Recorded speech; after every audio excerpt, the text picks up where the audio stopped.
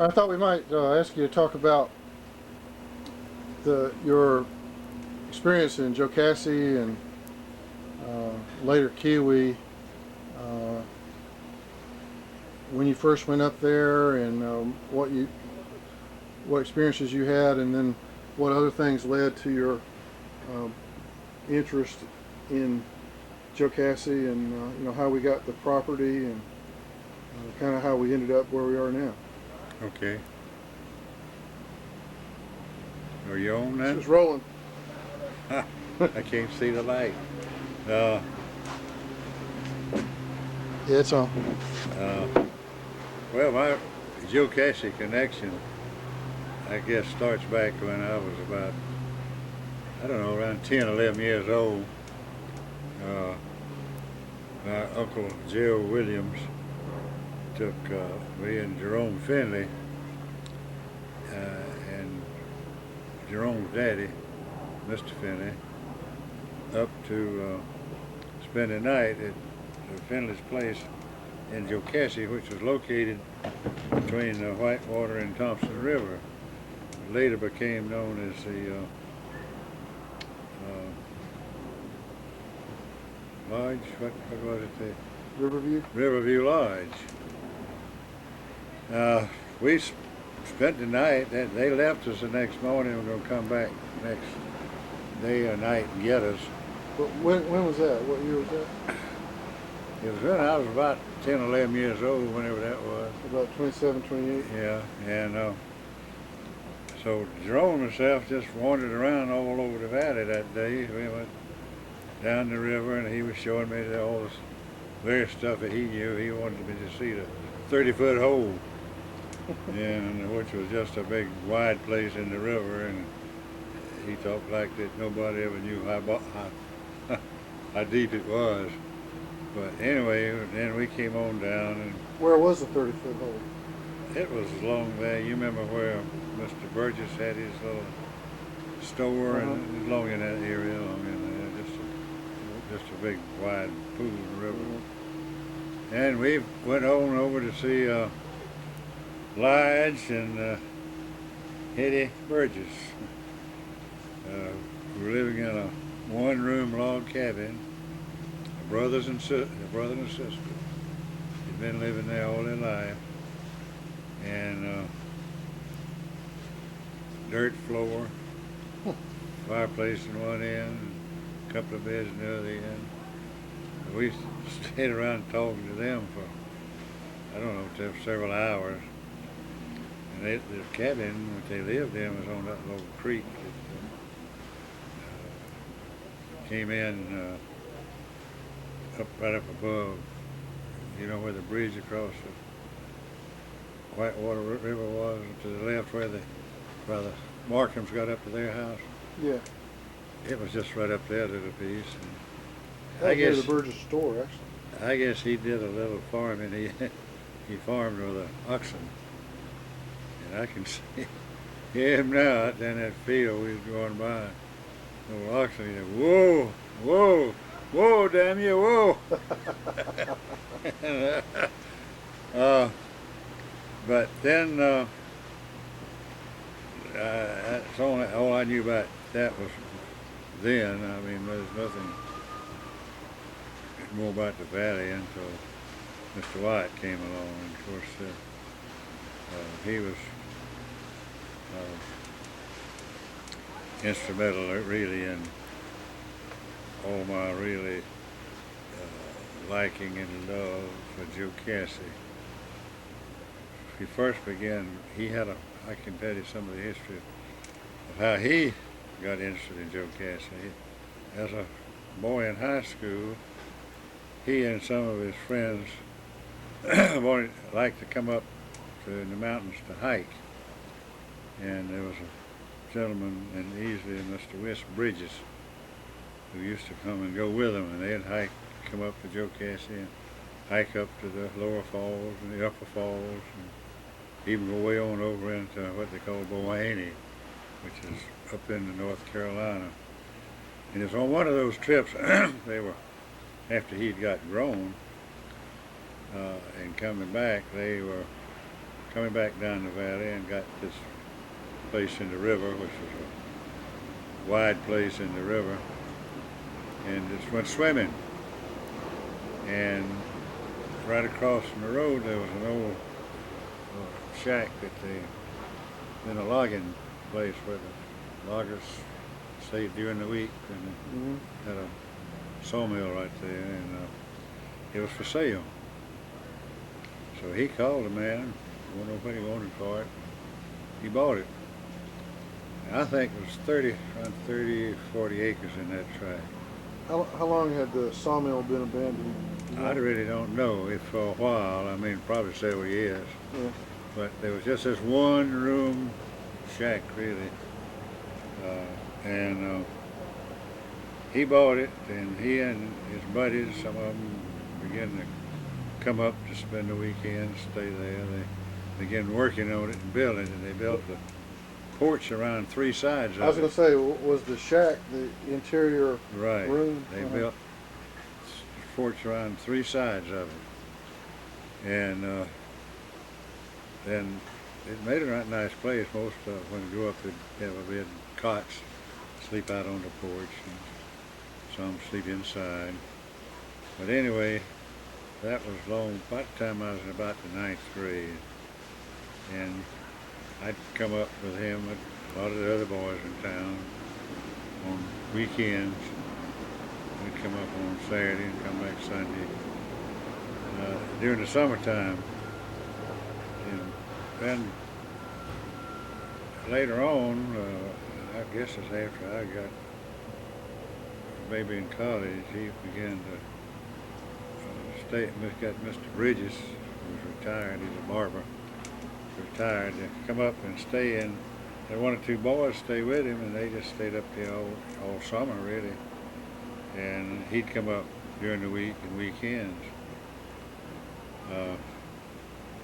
And of course, there's a period in there when I was in college, and those years I was working on the ice truck in the summertime, and when I didn't get to come up much, and then on into medical school, and then I think I maybe told you about when I came home from medical school. That was my freshman year. He said, "Boy, you look in bad shape. You need to be fattened up a little bit." I had lost some weight. And so he told me, that I'll pay you $1 a day to come up, stay with Mr. Bridges. We called him Uncle Wiss. His name was Mr. Bridges. We came up in that summer, and Uncle Wiss stayed there all the time by ourselves. And we could walk all over the valley, go up to the lodge.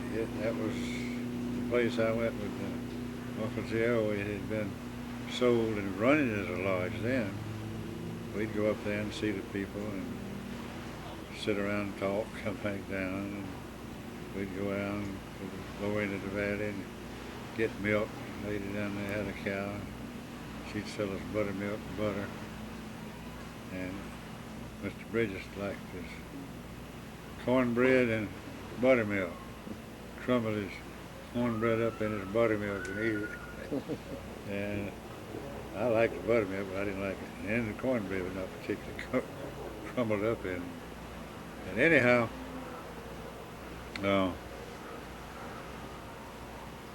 as time went by, I was in medical school, interning, then got messed up with the war, and I was gone for many years there. And meantime, right after I got out of the service, got married and started a family. And when John and Bobby, the two boys, got up a little age, I kind of liked for them to see what was up there and so forth. And they had abandoned the place that Mr. White had, and they weren't using it much, and it kind of got in disrepair. But I asked him if we could use it and so forth, that we'd take care of it. He said, sure. And so John and Bobby and myself came up and started staying, started repairing it. We put in new screens, put a new roof on part of the building, and got the put a bridge over to the spring and got the grass all mowed. Lawn had right pretty long there.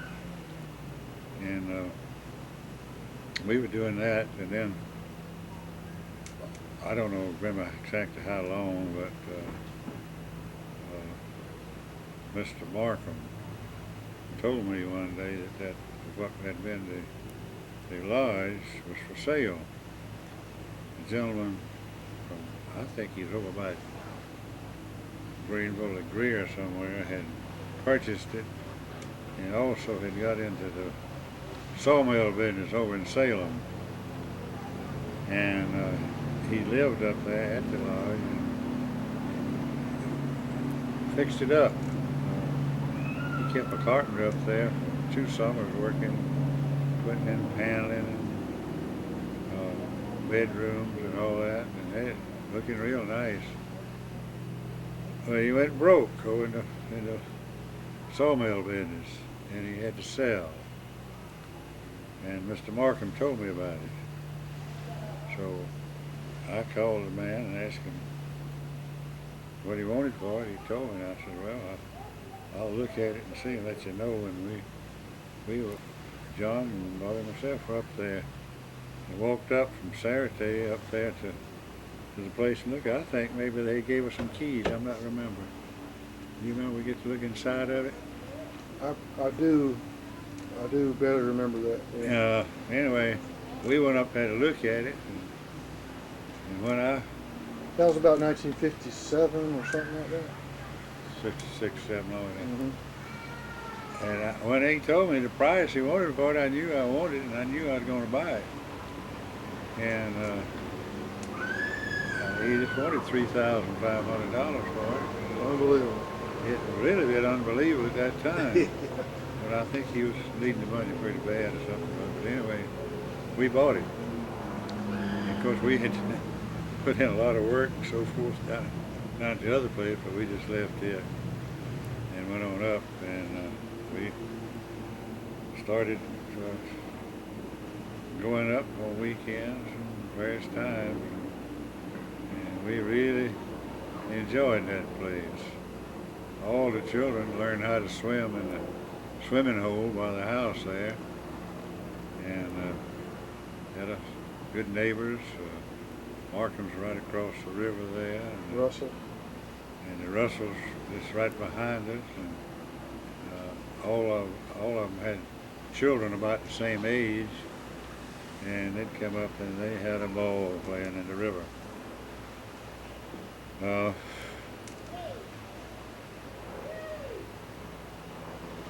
So that went on until all of a sudden we heard that Duke Power was going to come in and make the lakes in here. And of course we had to, with that, had to sell out. We lost the place. But in the meantime, that opened up another situation where we are now, because in the meantime, Mr. White had died, and he's a bachelor, and the old Sarate place where I used to go when I was a boy was up for sale. So I contacted them, and they gave me a price on that, and so I bought that place, and it had increased from up to about 145 acres and all, because he bought the original tract I told you about, and then 2 more later on. And so I had already kind of figured out that if we had to leave out, that I'd rather have a place in Pickens County instead of Oconee, the place up there was in Oconee County. And so the people, when they came around wanting to buy the property and so forth, I asked them if there's any way we could swap some property, some up there down on this place. Sure, we'll swap some. So originally I figured, well, if I could get 15, 20, 25 acres down there, well, we'd just come down and maybe build us a house down on the lake down there. Why did you think it was important to have it in Pickens County versus Oconee? Politics? I knew the people in Pickens County and didn't know those in Oconee County, particularly law enforcement officers. Uh-huh. We could get no help absolutely from the law enforcement up there. They didn't pay any attention. We'd had some break-ins and so forth, and they just didn't try to do anything about it. And So you thought you might get better service from Pickens County, plus it'd be a little closer, probably. a little closer. I knew the people over here, knew the county officials and all that, you know. But anyway, as time went by, I thought more and more about swapping more. And I also began to think about maybe having a little place up there on the lake. And one day, Bobby and myself took a hike and followed the lines of the White Place property all the way around and see if we could find a good place to build a house, a suitable place, and a place where we could get water.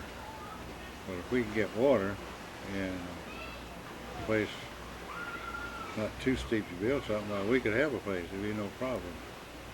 So we did. We hiked up, followed the northern boundary up over the mountain and along down and came down where it went down into the valley there, and we found 3 of the prettiest, boldest springs you ever saw. And right then I decided I wanted to have a place up there. And we picked out the spot and everything, right where that water came down through there. In fact, it made a kind of a little waterfall down through there. And so I decided I was going to build a house, and a boy named Ellison Tinsley has been doing some carpenter work, and I asked him if he would do it for me, and he had a helper with him. He said, yeah, he'd do it, and I traded with him.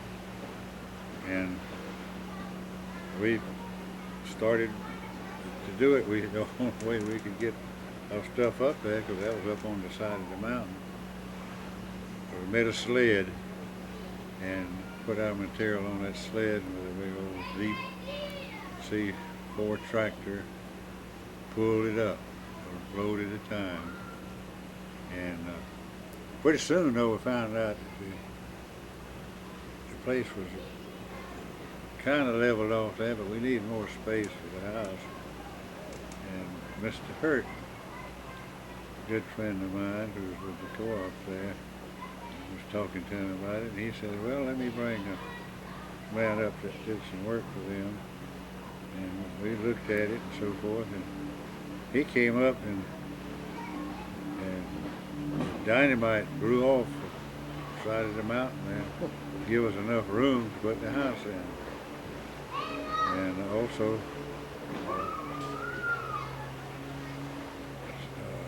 saw that we got some telephone poles and so forth, because we built the house on telephone poles. But about that time, the buyer, Mr. Long, the dude buying the property, they called me one day from Charlotte and said he was in Charlotte and was coming down and needed to talk to me. He'd meet me at the bridge at the Girl Scout the next day at a certain time. I said, okay. So I went on up, and he said, I've just been talking to the people at the headquarters in Duke, and say they'll trade you all or nothing. Swap all your land or none of it at all. And I said, I guess it'd be none then. I said, I'm building a house up there. He said, what? And about that time, of course, came up the road, going up there, and I said, there goes the carpenter right now. It kind of dumbfounded him. And so that would end that conversation. And about, I don't know, 3 or 4 weeks later, or maybe a month later, he called me again. He said, well, how much property you want to keep up there? And I didn't think, I said, then I decided I didn't want any much, just enough to get the house I said, about 5 acres. He said, okay, we'll do that. And I said, well, you're going to have to survey it out, or use your surveyor. He said, yeah, okay, we'll do that. And I said, I'll need to give you the corners where I want the corners to be, and make 5 acres. I said, okay, they do that. So, also, along in there about the same time, he was giving me three plats of property down here that they would swap with me. But I didn't want to sell in there, I just wanted to swap land. So all this is occurring along about the same time. We came down here and looked at a place down on Crow Creek first, and I kind of liked it down there. There was a little area down there with about 35 acres that kind of went out of the peninsula out into the lake, and a little narrow at the base and wasn't just a little bit above the water line. And I said, well, we got to make me a private island out there. But the hitch to that one was that there was a family, Alexander family, owned a 10-acre strip right across, about 2/3 up across the end of the property. And lived in Greenville, and he gave me the address. I went over and talked to them, but they didn't want to sell it. And so they just wouldn't. So then I came up and looked at this property where we are now. And we came up and found this was all still in woods then. So the survey lines where they put the orange marks on the trees, which was to be where the high water mark was laid. And we came in and followed that around, and I decided this was the place I wanted to be. We also looked a little bit about the place up where the Kiowee-Tuxway State Park is now. He gave me that plat too. But at the time, all that looked so steep to me in there, I was kind of afraid of it. Since the lakes and then it doesn't look so bad, it's so steep. So that's how we came about getting property, Jocassee and Kiowee, where we are now. And I had immediately started making plans to build a house down here on Kiowee. And I traded with a boy, the son of a fellow I used to know up in Jocassee, Wiggins, and Rex Wiggins, and Rex's son. He was in the logging business, and I traded with him on the halves. If he'd get the timber out into the sawmill, he'd have half of it, which is his part, which he'd agreed to. And so we had about a half a mile on the river frontage there, some beautiful timber on each side of the road. Had never been cut. They were beautiful trees. You remember them? Where are you talking about on the? Down at Saratoga, along the road Saratoga, yeah. And I told him, I said, I want you to start up back there on the mountain, cutting this stuff, and we'll end up down here on the river. Well, yeah, okay. So first time I came up, after that to see it, he'd started right on the river. With all that pretty stuff, you know. And I don't know how we ever got too far back up on the mountain or not, but anyway, he was taking it to the mill. The Winchesters had a sawmill down here, just across from where we are here at the lake now. And he was bringing it down there, and I'd come up on my days off, or afternoons off, in my truck and pick up a load of lumber and take it back home and stack it in the backyard. I'd bring it home and Bobby saw up pine strips was put under it, you know, to keep it separated. And we stacked that lumber out in the backyard. And that lasted too long. Come to find out that instead of half and half, he was getting 3/4 and I was getting a fourth, about that proportion. But in the meantime, I'd gotten enough lumber for what I wanted. I wanted to make paneling for the house, and I got enough to do that, so I didn't fuss anymore except stop him from cutting any more timber up there. And we got a plan, John Rogers, architect in Easley, who liked to work in wood and so forth. And Bobby was at Clemson as an architect, and Bobby was working at so one summer out there with John in his office, and get plans drawn up for the house. And we did, and we made it, drew them up on the same principle of the house we had up in Jocassee there. Where the bottom front was on ground level and the back was on the ground level back behind it, two-level house. And I had looking for a piece of property, a place on it that you could have that sort of a house. And that's what we have right here. So we drew up the plans and so forth, and of course I had to sell all that property and that to them because it was all underwater. Now the property down in the wide property was about half underwater and half above. But I traded them all of it.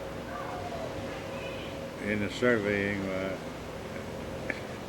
I lost about 5 acres, but we got, I think, it was ended up with 135 acres down there. And but we started, by then they had gotten the lake cleaned out and trees and so forth were building and began to back in the water up a little bit. And I had a boy, the builder, who wanted to build it, and he was a good builder. He had some good carpenters. What's his name? You remember it? No, fan? No. Anyway, he was wanting to build it. He'd talk to him. So first plans came back from the architect, and I said, "Oh, I want to build something that it won't cost any more than $75,000." So first set of plans came back. The builder looked at it and said, "That'll cost you about $155,000." I said, "Cut down," but he'd on a 3-story house here. So we cut off the top story. Finally got it around within pretty good, close enough to the 75,000 to go ahead. But anyway, they started work before the power was in here, anything, and with a generator working, and started in September. And they were still building the roads up here, and the roads were so bad that winter sometimes that to get in here, they'd come in from the north side, come down the hill, and when they go out, they have to keep on going down the hill and come way back around by Salem to get out of here. But anyhow, they started work in September, and by the next July, the house was built. And we had the house built before the roads were completed, and the water was about halfway up. It was about 1970, wasn't it? 1970. I remember sitting on the front porch out there with what became the front porch and watching it, the water coming down from east of Toy into the Kiwi River, watching it when it started filling up down there, and watching it cut up over the banks, and which is right out in front of our house on Holden. So, well, that's really how we got here with that lumber that I carried home. We kept it there about a year, air drying, and then they took it to Greenwood and kiln dried it and had it made up into paneling, and we ended up with about 7 different kinds of lumber for different rooms in the house.